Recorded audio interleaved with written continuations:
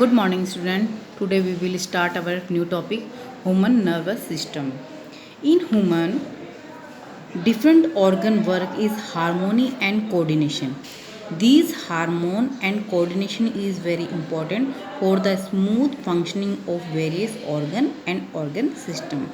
सभी ह्यूमन के अंदर डिफरेंट ऑर्गन प्रेजेंट होते हैं और उन ऑर्गन और सिस्टम को कंप्लीट वर्क करने के लिए हार्मोन रूप से और कोऑर्डिनेशन दोनों ही ज़रूरी होते हैं। इसी के लिए इन ह्यूमन के अंदर एक ह्यूमन नर्वस सिस्टम और एंडोक्राइनल सिस्टम प्रेजेंट होता है, जिसकी वजह से क्या कंप्लीट होता है, हार्मोन और कोऑर्डिनेशन कंप्लीट होता है और सारे जो सिस्टम होते हैं वो कंप्लीट रूप से परफेक्ट रूप से वर्क कर पाते हैं। आज हम ह्यूमन नर्वस सिस्टम के बारे में रीड करेंगे। Human nervous system is divide into two parts, central nervous system जिसे सीएनएस भी कहते हैं, पेरिफेरल नर्वस सिस्टम जिसे पीएनएस कहते हैं। Central nervous system is divide into three parts, यानी सेंट्रल नर्वस सिस्टम जो है वो तीन पार्ट से मिलकर बना होता है, ब्रेन, स्पाइनल कॉर्ड और नर्व। इन तीनों पार्ट से मिलकर क्या बनता है, हमारा सेंट्रल नर्वस सिस्टम बनता है।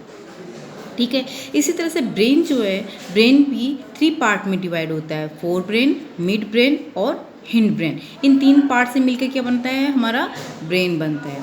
सेकंड है peripheral nervous system. Peripheral nervous system जो होता है वो हमारे सेंस ऑर्गन से जुड़ा होता है। इसके अंदर सेंसरी मोटर और सेंसरी नर्व और मोटर नर्व दोनों वर्क करती है। सेंसरी नर्व जो होती है वो ट्रांसफ़र करती है स्टिमुलस, जो हमारे इम्पल्सेस जो होते हैं हॉट कोल्ड इनके प्रति, उनको क्या करती है, वो from tissue to central nervous system तक सेंड करने का काम करती है। ठीक है, और इसी तरह से जो मोटर नर्व जो होती है वो ट्रांसफ़र करती है स्टिमुलस को सीएनएस टू ऑर्गन तक पहुंचाने का काम करती है। सबसे पहले हम सेंट्रल नर्वस सिस्टम के ब्रेन पार्ट को रीड करेंगे। Brain is the central organ of the body. ये हमारी बॉडी का क्या होता है, सेंट्रल ऑर्गन होता है और ये प्रोटेक्ट होता है बाय स्कल। स्कल के द्वारा क्या होता है, ये ब्रेन हमारा प्रोटेक्ट होता है। ब्रेन ह्यूमन के अंदर 1.5 kg का बना होता है। ये इसका वेट जो होता है 1.5 kg होता है और ब्रेन जो है 3 लेयर जिसे क्रैनियल मीनिंग्स कहते हैं उसको द्वारा कवर्ड होता है, प्रोटेक्ट होता है। ये क्रैनियल मीनिंग्स जो होते हैं 3 लेयर से मिलके बनी होती है, ड्यूरा मैटर, एरेक्नॉइड, पाई मैटर। इन 3 लेयर से मिलके क्या बनती है, ब्रेन की क्रैनियल मीनिंग्स बनती है। एरेक्नॉइड और पाई मैटर के बिटवीन स्पेस होता है, उस स्पेस में को हम क्या कहते हैं, सब एरेक्नॉइड स्पेस कहते हैं और ये स्पेस जो होता है filled by cerebro spinal fluid से ये भरा होता है, जिसे CSF भी कहते हैं। ये सेरिब्रो स्पाइनल फ्लूइड जो होता है वो ब्रेन को क्या करता है, प्रोटेक्शन प्रोवाइड करता है। हमारा ब्रेन जो होता है which work for the exchange of information, provide command and control of the system. Brain जो होता है वो हमारी जो भी इंफॉर्मेशन जो होती है उसे एक्सचेंज करता है, साथ ही कमांड और कंट्रोल करने का काम भी करता है। जैसे कौन कौन सी एक्टिविटीज़, जैसे blood circulation, respiration, listening, temperature, इन सभी को वो कंट्रोल करने का काम करते हैं। ठीक है, ये रहा हमारा ब्रेन। अब ब्रेन जो है उसे डिवाइड किया गया है 3 पार्ट्स के अंदर, फोर ब्रेन, मिड ब्रेन और हिंड ब्रेन। फोर ब्रेन को भी फिर 3 पार्ट्स के अंदर डिवाइड किया गया है, यानी 3 पार्ट से वो कंपोज्ड होता है fore brain, cerebrum, thalamus and hypothalamus. ठीक है, सेरिब्रम जो होता है वो ब्रेन का 80 से 85% जो है वो ब्रेन का होता है और ये वर्क करता है हमारे नॉलेज और थिंक, यानी सोचने और समझने, ज्ञान से रिलेटेड जो होता है वो सेरिब्रम होता है। और ब्रेन का सबसे बड़ा पार्ट जो है वो कौन सा हुआ, सेरिब्रम होता है। सेरिब्रम जो होता है 2 hemisphere, right and left hemisphere में डिवाइड होता है, जो फील्ड होता है किसे, ग्रे मैटर और वाइट मैटर से ये फील्ड होता है। ठीक है, इन मैटर के अंदर न्यूरॉन प्रेजेंट होते हैं, न्यूरॉन फाइबर जो होते हैं वो इसके अंदर प्रेजेंट होते हैं और ये न्यूरॉन क्या होते हैं, smallest unit of the nervous system होती है, सबसे छोटी यूनिट होती है और ये मिलकर ही जो हमारे सेंसरी के स्टिमुलस जो होते हैं उनको सेंड करने का काम करते हैं। सेकेंड पार्ट है हमारा थैलेमस। थैलेमस कोऑर्डिनेशन करता है किसके बीच, सेंसरी और मोटर नर्व जो होती है इन दोनों को कोऑर्डिनेशन करने का काम करता है। थर्ड है हाइपोथैलेमस। हाइपोथैलेमस पार्ट जो है वो लोकेटेड होता है डाइसिफ्लोन पार्ट के अंदर प्रेजेंट होता है और ये एडीएच ऑक्सीटोसिन हार्मोन को सीक्रेट करता है। साथ ही साथ हाइपोथैलेमस एक इम्पॉर्टेंट पार्ट है, ये रेगुलेट करता है टेम्परेचर को, थ्रस्ट प्यास, भूख और इमोशन को कंट्रोल करने का काम करता है। कंट्रोल पिट्यूटरी ग्लैंड्स, और ये साथ में हमारी जो पिट्यूटरी ग्लैंड्स है उसको भी कंट्रोल करता है, जिसे हम अपने एंडोक्राइनल सिस्टम में रीड करेंगे। Control food intake, heart rate, blood pressure, sleep wakefulness और एक्सप्रेशन ऑफ फीलिंग, इन सब को भी वो क्या करता है, कंट्रोल करने का काम करता है। कौन करता है, हाइपोथैलेमस कंट्रोल करता है। इसके बाद में है second part mid brain. Fore brain just हमने पढ़ा और अब हम पढ़ रहे हैं mid brain. Mid brain located होता है थैलेमस और हिंड ब्रेन के पार्ट पोन्स रीजन के बिटवीन प्रेजेंट होता है। और मिड ब्रेन जो है वो हमारे विजुअल रिफ्लेक्सेस और ऑडिटरी रिफ्लेक्सेस से रिलेटेड होता है, यानी उनका सेंटर होता है, इन सबको वो कंट्रोल करता है। थर्ड पार्ट हुआ ब्रेन का हिंड ब्रेन। हिंड ब्रेन का मतलब हुआ सबसे लास्ट वाला पार्ट। ये तीन पार्ट से मिलके बना होता है, सेरिबेलम, पोन्स वेर्लाई और मेडुला ऑब्लांगेटा। इन तीन पार्ट से मिलकर ये बना होता है। सेरिबेलम जो होता है वो लार्ज और वेल डेवलप्ड होता है, यानी सेकंड नंबर, फर्स्ट नंबर का तो सेरिब्रम था जिसे हमने यहाँ रीड किया था, जो 80 से 85% ब्रेन का होता है। वहीं सेकंड पार्ट जो होता है सेरिबेलम होता है और ये लार्ज होता है, वेल डेवलप्ड होता है। ये कोऑर्डिनेशन करने का काम करता है किसके अंदर, जो हमारी वॉलंटरी मसल्स होती है, एक्टिविटीज़ जो होती है उनको वो कोऑर्डिनेशन करता है। जैसे हैंड और फिट की मसल्स जो होती है, यानी हाथ को उठाना, पैर को उठाना, चलना, इन सब को कंट्रोल करने का काम कोऑर्डिनेशन कौन करता है, कोऑर्डिनेशन जो है हमारा सेरिबेलम करता है, यानी वॉलंटरी जो हमारी इच्छा पे डिपेंड होती है। और साथ ही साथ हमारा मेंटेनेंस करता है पॉस्चर और इक्विलिब्रियम, हमारा सीधा खड़ा होना और पॉस्चर को मेंटेन करना, ये सारे के सारे काम सेरिबेलम से होते हैं।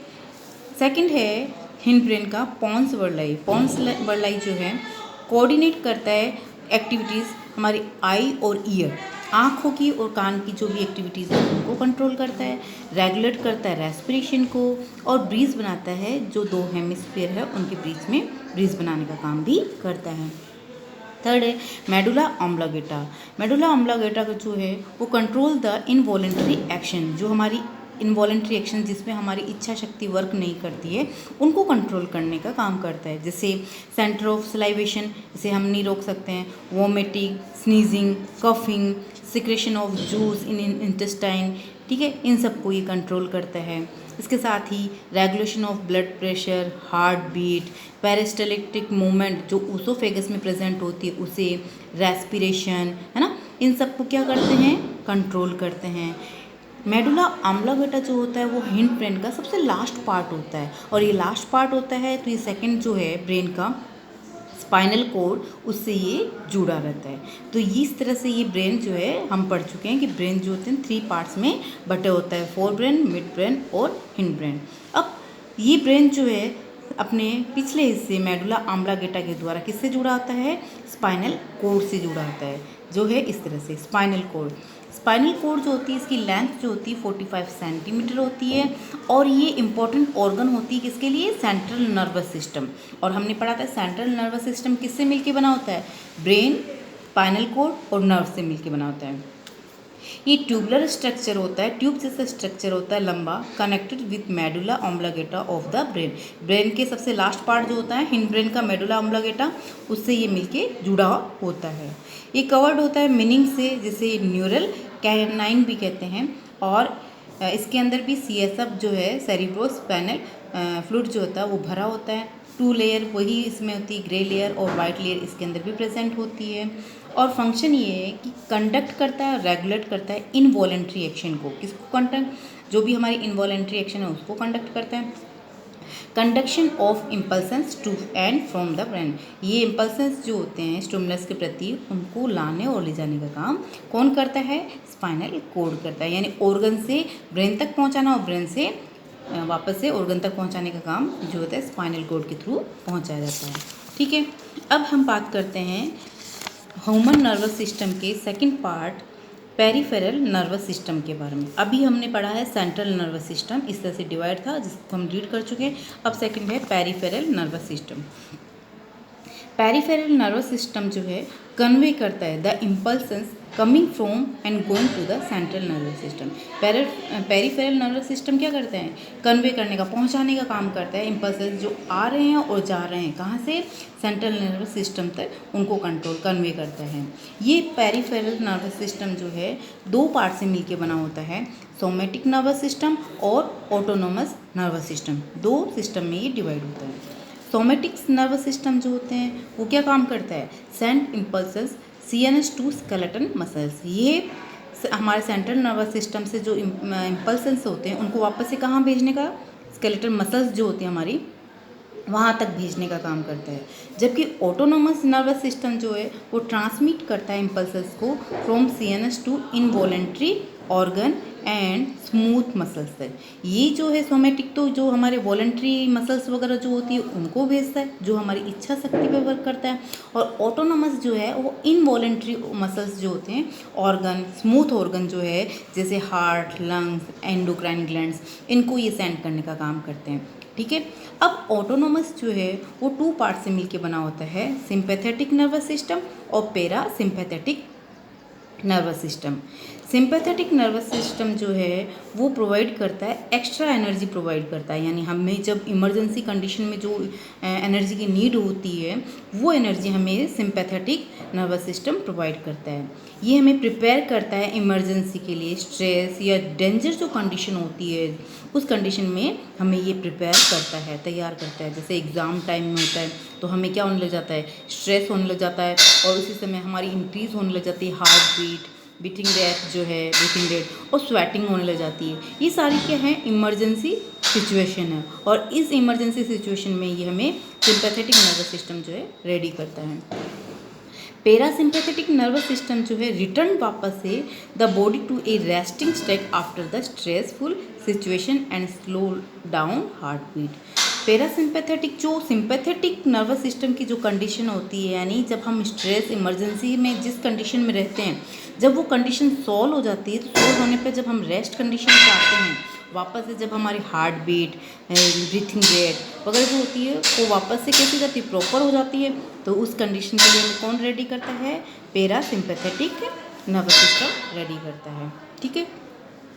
अब हम फिजियोलॉजी ऑफ नर्वस सिस्टम की बात करते हैं कि ये सारे जो सिस्टम मिलते हैं तो मिलकर किस तरह से हमारे नर्वस सिस्टम का वर्क करते हैं। इसलिए हमें सबसे बड़ा कि न्यूरॉन जो है सबसे smallest unit of the nervous system होती है और न्यूरॉन जो है वो many neuron join various body parts to brain और स्पाइनल कोड। ये बहुत सारी वेरियस पार्ट्स में बहुत सारे न्यूरॉन मिलकर और पार्ट से जुड़ के किससे जुड़ती है, ब्रेन और स्पाइनल कोड से जुड़ती है। न्यूरॉन का स्ट्रक्चर जो सेल बॉडी, डेंड्रॉन और एक्सोन से मिलके बना होता है। ठीक है। सेल बॉडी जो होती है कंटेन करती है ऑर्गेनिल्स, न्यूक्लियस और माइटोकॉन्ड्रिया वगैरह अदर ऑर्गेनिल्स प्रेजेंट होते हैं। ड्रेन जो होते हैं शॉर्ट फाइबर के रूप में होते हैं जो ट्रांसमिट करते हैं इम्पल्सेस को फ्रॉम साइटोन तक पहुंचाते हैं। इसी तरह से एक्सोन जो होते हैं वो लॉन्ग फाइबर होते हैं और ये ट्रांसमिट करते हैं इम्पल्सेस को away from the cell body से ले जाने का काम करते हैं। अब ये जो नर्वस सिस्टम जो होते हैं वो हमारे सेंस ऑर्गन जैसे आइज़, नोज़, ईयर, स्किन, टंग, इनसे जो भी इम्पल्सेस होते हैं उनको सेंसरी नर्व के द्वारा कहाँ तक पहुँचाते हैं, ब्रेन और स्पाइनल कोड तक पहुँचाने का काम करते हैं, यानी सेंट्रल नर्वस सिस्टम पे सेंड हो जाते हैं। यहाँ से सेंट्रल नर्वस सिस्टम से मोटर नर्व जो होती है, जो भी कंट्रोल और कमांड जैसे इम्पल्सेस होते हैं उनको वापस से कहाँ भेजती है, हमारी मसल तक पहुँचती है और मसल्स से ही हम इफेक्टिव होती है और हम उसे वर्क को कंप्लीट करते हैं। Thank you.